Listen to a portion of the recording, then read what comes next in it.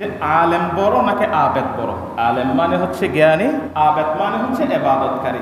তো হাসান বসরি রাদিয়াল্লাহু তাআলা আনহুকে যখন জিজ্ঞেস করা হয়েছিল, তিনি উদাহরণস্বরূপ বনি ইসরায়েলের একজন ব্যক্তির কথা বলছেন। নবী সাল্লাল্লাহু আলাইহি ওয়াসাল্লামের মারফতে জানতে পেরেছি দুইজন ব্যক্তি, একজন ব্যক্তি ফজরের নামাজের সালাম ফিরানোর পরে তার দোয়া দরুদ পাঠ করার পরে যখন সে ফ্রি হয়, রিল্যাক্স হয়, তখন কিছু মানুষকে, কিছু বাচ্চাদেরকে নিয়ে বসে যায়, বসে কোরআন হাদিসের তালিম দেয়।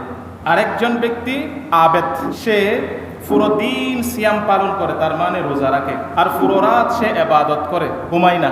তখন হাসান বসরি রাদিয়াল্লাহু তাআলা আনহু বলতেছেন, নবী সাল্লাল্লাহু আলাইহি ওয়াসাল্লাম বলেছেন যে ওই পুরো দিন যিনি সিয়াম পালন করেছেন, রোজা রেখেছেন এবং পুরো রাত জাগ্রত থেকে ইবাদত করেছেন, তার চেয়ে, তার ইবাদত, তার সিয়াম, তার রোজার চেয়ে, তার রুকু সিজদার চেয়ে ওই ব্যক্তি ফরজ সালাত আদায়ের পর কয়েকজন মানুষকে নিয়ে এসে কোরআন হাদিসের তালিম দিচ্ছেন, এই অল্প সময় ওই ব্যক্তির 24 ঘন্টার চেয়ে মর্যাদাবান।